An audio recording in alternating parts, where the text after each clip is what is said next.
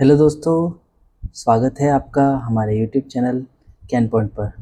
दोस्तों, आज हम लेकर आए हैं JVV NL junior accountant income tax के रिगार्डिंग जो बेसिक कंसेप्ट हैं, जो पहला हमारा पॉइंट है, पहला चैप्टर है एक तरीके से, उसको आज हम यहाँ पर डिस्कस करने वाले हैं। यहाँ पे सबसे पहले हम बात करेंगे, बिना समय गवाए हम यहाँ पे सीधा आते हैं। हम पहले बेसिक कंसेप्ट को समझेंगे, इसके बाद 30 एमसीक्यूज़ यहाँ पे इसी वीडियो में हम देखने वाले हैं। तो चलिए शुरू करते हैं। सबसे पहला पॉइंट, कर निर्धारण वर्ष, जिसको हम कहते हैं असेसमेंट ईयर। इसकी परिभाषा क्या है? कर निर्धारण वर्ष वह वर्ष होता है जिसमें आयकर अधिनियम के प्रावधानों के अनुसार पिछले वर्ष में अर्जित आय पर कर लगाया जाता है और कर की गणना व आकलन किया जाता है। तो इसी को हम कहते हैं कर निर्धारण वर्ष। इसको उदाहरण की सहायता से समझते हैं कि मान लीजिए श्री ए ने 1 अप्रैल 2024 से 31 मार्च 2025 के दौरान, यानी वित्त वर्ष 2024-25 में आय अर्जित की। इस आय पर कर का आकलन किस वर्ष में होगा? तो उसका उत्तर होगा, इस आय का कर निर्धारण वर्ष जो होगा, असेसमेंट ईयर, वो जो होगा वो नेक्स्ट ईयर हो जाता है, यानी 2025-26। यानी मान लीजिए अभी 26 चल रहा है, तो 26-27 जो है, अगर उसमें आप कोई आय अर्जित करते हैं तो उसका कर निर्धारण वर्ष क्या हो जाएगा? 27-28। आप समझ गए? जिस वर्ष आपने आय अर्जित की है उसके तुरंत बाद वाला वर्ष जो होता है वो असेसमेंट ईयर होता है, जिसको हम कर निर्धारण वर्ष कहते हैं। यहाँ पे आपको की पॉइंट दिया है कि किसी भी पिछले वर्ष में अर्जित आय का कर आंकलन अगले वर्ष में किया जाता है। तो ये था हमारा कर निर्धारण वर्ष। चलते हैं आगे हम दूसरे पॉइंट पर। गत वर्ष, प्रीवियस ईयर किसे कहते हैं? गत वर्ष से तात्पर्य उस वित्तीय वर्ष से है जिसमें करदाता ने आय अर्जित की होती है। इसी वर्ष में प्राप्त आय पर अगले वर्ष कर लगाया जाता है। तो गत वर्ष किसे कहते हैं? जिस वर्ष में हमने आय अर्जित की होती है उसी को हम प्रीवियस ईयर यानी गत वर्ष कहते हैं। तो वित्तीय वर्ष क्या होता है? 1 अप्रैल से 31 मार्च। तो श्री ए ने 1 अप्रैल 2024 से 31 मार्च 2025 के दौरान आय अर्जित की, तो यही उनका क्या हो जाएगा? गत वर्ष कहलाएगा। तो समझ गए आप? गत वर्ष जिसमें आय अर्जित की जाती है, और असेसमेंट ईयर जिसमें उसी आय का आकलन किया जाता है, जो उसके तुरंत अगला जो साल होता है वही आपका असेसमेंट ईयर होता है। तो चलते हैं हमारे अगले बिंदु की तरफ। व्यक्ति, पर्सन किसे कहा जाता है? तो आयकर अधिनियम इनकम टैक्स एक्ट 1961 की सेक्शन 231 के अनुसार व्यक्ति में किसी भी प्रकार का मनुष्य, पुरुष, महिला, बच्चा शामिल है, यह एक प्राकृतिक व्यक्ति होता है। यानी प्राकृतिक व्यक्ति भी इसमें शामिल होता है। सरल भाषा में अगर इसको हम समझें तो किसी भी प्राकृतिक इंसान को आयकर अधिनियम के तहत व्यक्ति कहा जाता है, चाहे वह भारत में रहता हो या विदेश में। उदाहरण से समझते हैं। राम एक सैलरी पाने वाला कर्मचारी है, वह एक व्यक्ति है। सीमा एक डॉक्टर है, वह एक व्यक्ति है। 10 साल का रोहन जिसके नाम पर ब्याज की आय है, यानी इंटरेस्ट इनकम जो है वो, तो वह भी क्या कहलाएगा? वो भी पर्सन कहलाएगा। यानी व्यक्ति में पुरुष, महिला, बच्चे, प्राकृतिक व्यक्ति सभी शामिल होते हैं। यहाँ पे एक की पॉइंट दिया है कि कंपनी, फर्म, एचयूएफ आदि व्यक्ति नहीं होते हैं, वे कृत्रिम न्यायिक व्यक्ति होते हैं, आर्टिफिशियल जुडिशियल पर्सन होते हैं। तो आप समझ चुके होंगे पर्सन किसे कहते हैं। हम चलते हैं अगले पॉइंट की तरफ। करदाता, असेसी किसको कहते हैं? आयकर अधिनियम 1961 की धारा 2(7) के अनुसार करदाता वह व्यक्ति होता है जिस पर आयकर अधिनियम के तहत कर लगाया गया हो या लगाया जा सकता हो, अर्थात जिस पर टैक्स की देयताएं आती है वह करदाता कहलाता है।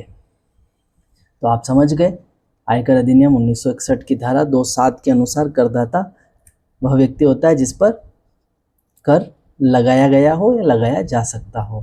सरल भाषा में, जिस व्यक्ति की आय पर टैक्स लगने योग्य हो, जिसको आयकर विभाग द्वारा नोटिस, आकलन आदेश या फिर डिमांड भेजा जाए, वह करदाता होता है। एग्जाम्पल से समझते हैं। राम की कुल आय टैक्स स्लैब से अधिक है, उस पर टैक्स लगेगा तो राम क्या हो जाएगा? करदाता हो जाएगा। सीमा की आय पर टैक्स नहीं बनता, यानी सीमा करदाता नहीं है, असेसी नहीं है। किसी कंपनी पर कॉरपोरेट टैक्स लगता है तो वह कंपनी भी क्या कहलाएगी, असेसी यानी करदाता।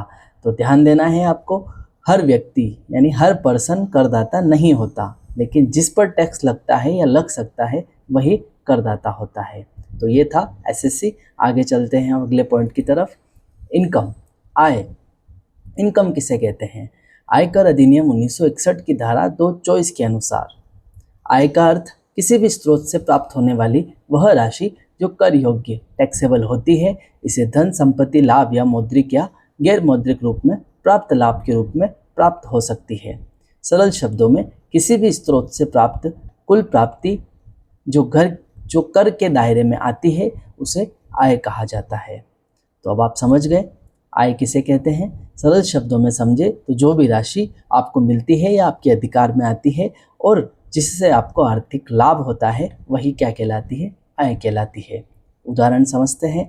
नौकरी से मिलने वाला वेतन क्या कहलाएगा, आय। किराए से प्राप्त रकम भी क्या कहलाएगी, आपकी इनकम कहलाएगी। व्यापार या व्यवसाय से होने वाला लाभ वो भी आपकी इनकम है। बैंक में जमा राशि पर मिलने वाला ब्याज भी आपकी इनकम है। शेयर में निवेश से प्राप्त लाभांश भी इनकम है। तो ध्यान देना है, सभी प्राप्तियां आय नहीं होती, केवल वही राशि जो कर योग्य है और धारा 5 के अनुसार कर के दायरे में आती है वही आय कहलाती है। ये आपको ध्यान रखना है आय के बारे में। चलते हैं अगले पॉइंट की तरफ। ग्रॉस टोटल इनकम, सकल कुल आय। सकल कुल आय का अर्थ है करदाता की सभी कर योग्य आयों, पांचों आयों के स्रोत जो होते हैं, वेतन, गृह संपत्ति जिसको हम हाउस प्रॉपर्टी प्रॉफिट्स कहते हैं, व्यवसाय पैसा, पूंजीगत लाभ और अन्य स्रोत से आय, ये 5 हेड होती है का कुल योग्य क्या कहलाता है आपके किसी भी कटौती, धारा 80C आदि को घटाने से पहले, ये कहलाता है ग्रॉस टोटल इनकम। इसको थोड़ा सा और सरल शब्दों में समझते हैं कि जब आप अपनी सभी कर योग्य आयों को जोड़ते हैं बिना किसी कटौती को घटाए तो जो कुल राशि निकलती है उसे सकल कुल आय कहते हैं। अगर हम कटौती घटा दें तो वो तो नेट टोटल इनकम हो जाएगी।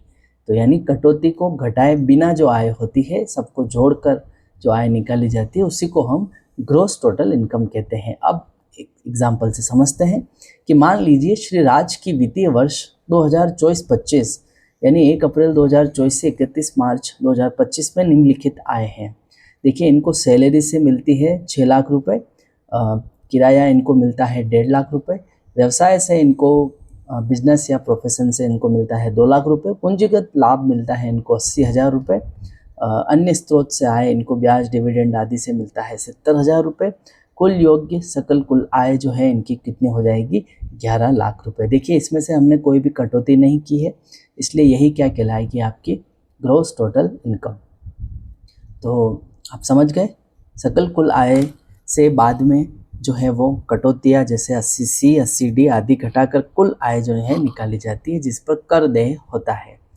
तो चलते हैं आगे अगले पॉइंट की तरफ। कुल आय, अभी हम जिसकी चर्चा कर रहे थे, टोटल इनकम। कुल आय का अर्थ है सकल कुल आय में से आयकर अधिनियम की धारा 80C और 80U तक और धारा 80CCD 2 आदि में अनुमत सभी कटौतियों को घटाने के बाद बची हुई राशि, इसी राशि पर आयकर की गणना की जाती है। सरल शब्दों में पहले आप सभी स्रोतों से अपनी आय को जोड़ दें, आपकी टोटल इनकम कितनी है सबको आप जोड़ें, वो आपकी कहलाएगी ग्रॉस टोटल इनकम। फिर कानून में जो छूट दी गई है, जो डिडक्शन दिए गए, जो अलाउंसेंस दिए गए हैं, उनको आपको क्या करना है, घटाना है। फिर जो राशि बचती है वही आपकी क्या कहलाती है, कुल आय, और इसी कुल आय पर आपके टैक्स लगता है। मान लीजिए श्री राज की सकल कुल आय 11 लाख है, जो हमने देखा था। उसमें से निम्नलिखित कटौतियाँ यहाँ पे दी गई है। धारा 80C के तहत 1.5 लाख रुपए, धारा 80D यानी इनका जो बीमा है 25,000 रुपये, धारा 80TTB बचत खाते का ब्याज यानी 10,000 रुपये। तो कुल कटौती इनकी 1,85,000 हो जाती है। तो यानी ग्रॉस टोटल इनकम जो थी उसमें से हम ये माइनस कर देंगे टोटल डिडक्शन, कितना है 1,85,000 रुपये। तो जो इनकम आएगी 9,15,000 रुपये, वही आपकी टोटल इनकम होगी यानी कुल आय होगी। आई होप आप समझ चुके होंगे कि कुल आय वह राशि होती है जिस पर टैक्स लागू होता है या फिर टैक्स लगाया जाता है। चलते हैं हम अगले पॉइंट की तरफ। Tax rates. अब ये कर दरें क्या होती है? कर दरें वे प्रतिशत या निश्चित दरें होती है जिनका उपयोग किसी व्यक्ति की कर योग्य आय पर टैक्स की गणना करने के लिए किया जाता है। आयकर अधिनियम 1961 के अंतर्गत सरकार विभिन्न आय स्लैब पर अलग अलग कर दरें निर्धारित करती है। सरल शब्दों में इसको समझें तो आपकी जितनी कर योग्य आय होती है उस पर सरकार जो प्रतिशत के हिसाब से कर लगाती है उसे ही कर दर कहते हैं। अब इसमें आपने देखा होगा 5%, 10%, 15% तक ये रेट जो है वो सरकार डिसाइड करती है। तो एक एग्जाम्पल की सहायता से समझते हैं कि मान लीजिए वित्त वर्ष 2024-25 के लिए नई कर व्यवस्था न्यू टैक्स रिजिम के अनुसार एक सामान्य व्यक्ति 60 वर्ष से कम आयु का है, उसके लिए कर दरें इस प्रकार है। 0 से 3 लाख तक 0, यानी अगर किसी की आय 3 लाख तक है तो उस पर जो है टैक्स रेट क्या अप्लाई होती है? 0, यानी 0%। 3 लाख से 6 लाख तक 5%, 6 लाख से 9 लाख तक 10%, 9 लाख से 12 लाख तक 15%, 12 लाख से 15 लाख तक 20% और 15 लाख से अधिक 30%। तो ये हमने क्या देखा? ये कर दर हमने देखा। तो किसी व्यक्ति की मान लीजिए अगर आय 10 लाख रुपए हैं तो 10 लाख जब आय हैं तो उन पे कितना प्रतिशत हो जाएगा? तो पहले 3 लाख 0, पहले 3 लाख पर कोई टैक्स नहीं लगेगा। अगले 3 लाख से 6 लाख के बीच 5% यानी 15,000 रुपये। अगले 3 लाख जो होंगे उस पर 10% यानी 30,000। और अगले, क्योंकि 10 लाख है इसलिए अगले 1 लाख पर 15% यानी 15,000 रुपये टैक्स लगेगा। तो टोटल कर जो हो जाएगा वो हो जाएगा 60,000 रुपये। ध्यान देना है कि ये कर दरें समय समय पर सरकार बदल सकती है और बदलती भी है। अतः नवीनतम दरों की जानकारी के लिए आपको आयकर विभाग की अधिसूचना देखनी है और हम आगे डिस्कस भी करेंगे तो बता देंगे आपको। चलते हैं अगले पॉइंट की तरफ। कर मुक्त आय, एग्जम्प्ट इनकम। ये क्या होता है? कर मुक्त आय वह आय होती है जिस पर आयकर अधिनियम 1961 की धारा 10 के अंतर्गत टैक्स नहीं लगाया जाता है, अर्थात ऐसी आय जिसे कानून द्वारा आयकर से छूट दी गई हो वह कर मुक्त आय कहलाती है। सरल शब्दों में समझे तो कुछ विशेष प्रकार की आय पर सरकार ने कर नहीं लगाने का प्रावधान किया है, उन्हें कर मुक्त आय एग्जम्प्ट इनकम कहते हैं। उदाहरण, धारा 10 के अंतर्गत कुछ प्रमुख कर मुक्त आय के उदाहरण नीचे दिए गए हैं। सबसे पहले धारा 10(11) में कृषि आय, कृषि से प्राप्त आय जो होती है उस पर टैक्स नहीं लगता है। धारा 10(10) जीवन बीमा परिपक्वता राशि, इस पर भी जो है वो कर मुक्त होती है। ये भी धारा 10(26) यानी भविष्य निधि पीएफ जो होता है वो भी आपके कर मुक्त होता है। धारा 10(33) परिवार की पेंशन जो होती है, सरकारी कर्मचारी को मिलने वाली जो पेंशन होती है परिवार को, वो कर मुक्त होती है। 10(34) ग्रेच्युटी, सेवानिवृत्ति पर मिलने वाली ग्रेच्युटी जो होती है वो कर मुक्त होती है।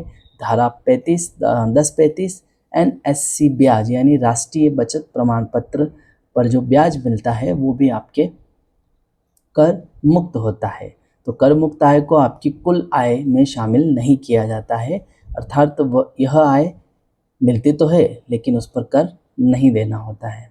तो ये होता है कर मुक्त आय। चलते हैं अगले पॉइंट की तरफ। कृषि आय, एग्रीकल्चरल इनकम। कृषि आय वह आय होती है जो कृषि या कृषि से संबंधित गतिविधियों से प्राप्त होती है। आयकर अधिनियम 1961 की धारा 10(1) के अनुसार ऐसी आय कर मुक्त होती है, अर्थात इस पर कर नहीं लगाया जाता है। यह आय एग्रीकल्चरल इनकम कहलाती है। सरल शब्दों में हम समझे तो जो आय खेती करने, फसल उगाने, बागवानी करने, पशुपालन करने, डेयरी आदि कृषि से संबंधित कार्यों से मिलती है उसे कृषि आय कहते हैं और यह सरकार के अनुसार कर मुक्त होती है। उदाहरण से हम इसको समझते हैं कि मान लीजिए श्री राम ने वित्त वर्ष 2024-25 में निम्न प्रकार से आय अर्जित की। गेहूं की फसल बेचने से 2 लाख रुपए प्राप्त हुए। तो क्या ये आय कृषि आय होगी? बिल्कुल, फसल जो है इन्होंने बेची है, तो ये कृषि आय होगी।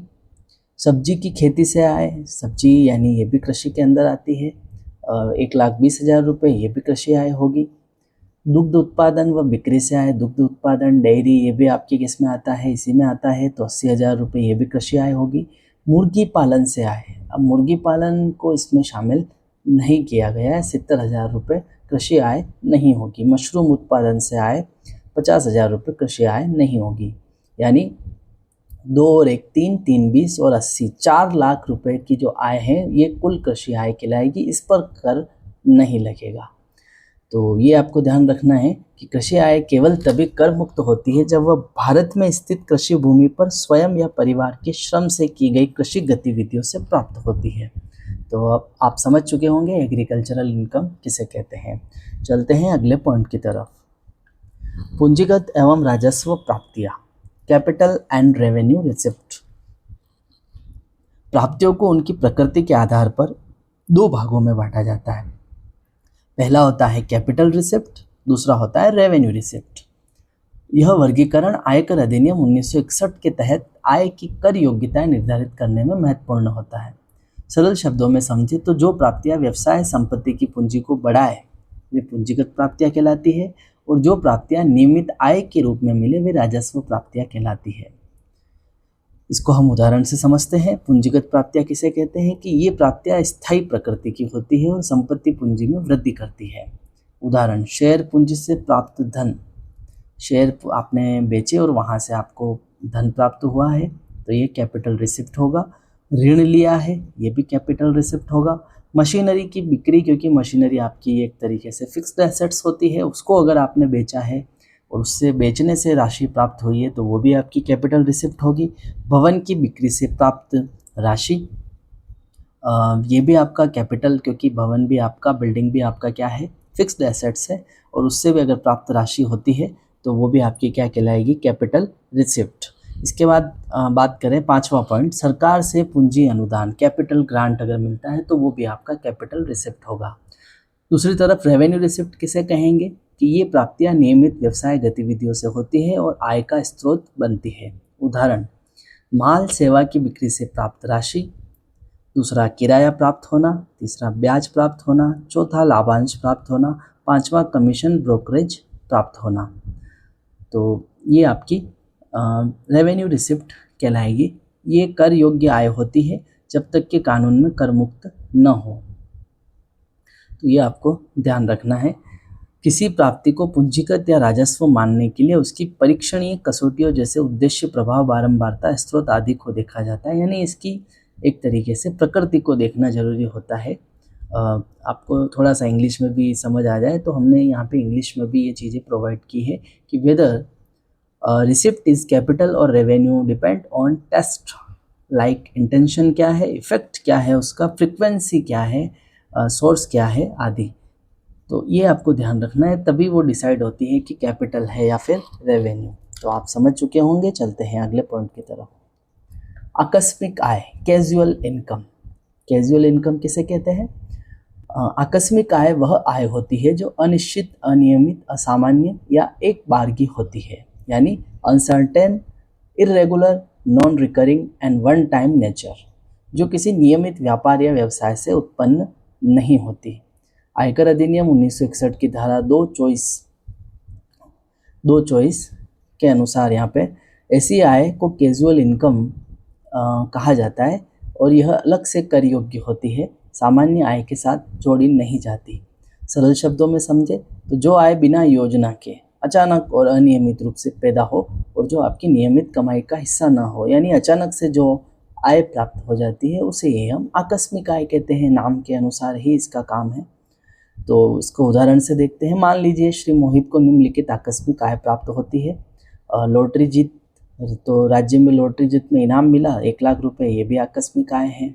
घुड़दौड़ मुकाबले में इनाम मिला, प्रथम पुरस्कार 75,000 रुपये, ये आकस्मिक आय हैं। किसी प्रतियोगिता में इनाम मिला, निबंध प्रतियोगिता में 25,000 रुपये, आकस्मिक आय है। इसके बाद अचानक प्राप्त उपहार, शादी में महंगा उपहार मिला 50,000 रुपये, आकस्मिक आय है।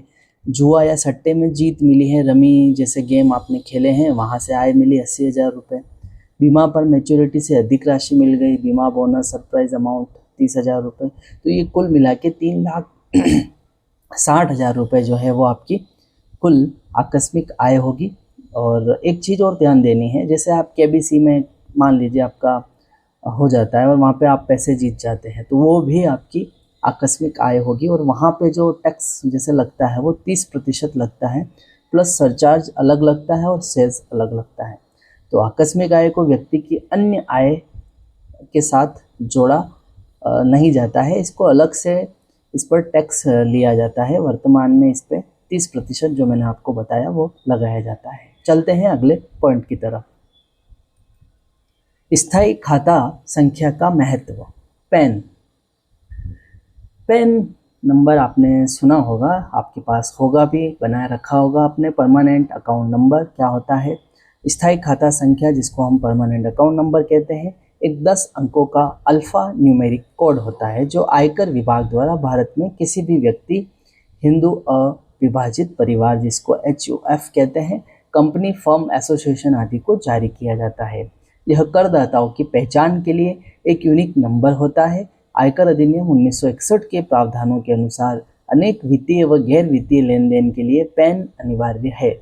सरल शब्दों में, पैन एक तरीके का पहचान पत्र है, आइडेंटिटी नंबर है, जो आपकी आय और वित्तीय लेन देन को आयकर विभाग के रिकॉर्ड से जोड़ता है। तो आप समझ गए पैन का महत्व क्या है। करदाता की यूनिक पहचान होता है, प्रत्येक व्यक्ति संस्था की अलग पहचान स्थापित करता है, कर चोरी रोकने में सहायक होता है, सभी वित्तीय लेन देन को ट्रैक करता है, विभिन्न वित्तीय लेन देन में अनिवार्य होता है, जैसे बैंक, निवेश, प्रॉपर्टी, शेयर आदि के लिए आवश्यक। जैसे आप बैंक में 50,000 रुपये से अगर अधिक जमा कराते हैं तो वहाँ पे आपको पैन नंबर देना होता है। कहीं प्रॉपर्टी खरीदते हैं, कहीं निवेश करते हैं, कहीं शेयर खरीदते हैं, तो वहाँ पे आपको पैन नंबर देना अनिवार्य होता है। रिटर्न फाइलिंग में अनिवार्य, आप अगर आयकर रिटर्न दाखिल कर रहे हैं तो वहाँ पे पैन जरूरी है। क्रेडिट स्कोर लोन में सहायक, पैन होने से बैंक लोन, क्रेडिट कार्ड आदि में सुविधा होती है। एक व्यक्ति एक पैन, एक व्यक्ति के लिए केवल एक पैन नंबर होता है, तो ये पैन कहलाता है। इसका महत्व क्या है ये हमने देखा, जिसको हम परमानेंट अकाउंट नंबर कहते हैं। पैन सभी प्रकार के टैक्स पेयर्स के लिए महत्वपूर्ण है। पैन को हमेशा सुरक्षित रखें और हर वित्तीय लेन देन में सही पैन दें। तो ये हमारा आज का पहला चैप्टर था, जिसमें हमने बेसिक्स यानी मूल अवधारणाएं देखी। अगले चैप्टर में हम जो है देखेंगे इसी पूरे चैप्टर से रिलेटेड 30 MCQs। तो इसको आप ज़रूर देख ले पूरा, ताकि अगले वीडियो में जो भी क्वेश्चंस आपके सामने आएंगे वो आपको आसानी से समझ आ जाएंगे। तो अगर वीडियो अच्छा लगा है और आप चाहते हैं कि हम सारे ही टॉपिक्स पे वीडियो बनाएं, MCQs आपको दे अधिक से अधिक, तो उसके लिए आप चैनल को सब्सक्राइब करें और कमेंट करके प्लीज़ हमें बताएं कि कौन से टॉपिक्स पे हमें और भी वीडियो बनाने हैं, या कौन से टॉपिक से रिलेटेड आपको MCQs की ज़रूरत है। तो प्लीज़ अगर अभी तक चैनल सब्सक्राइब नहीं किया है, चैनल सब्सक्राइब करें, कमेंट ज़रूर करें, और वीडियो अगर अच्छा लगा है तो लाइक करें। धन्यवाद।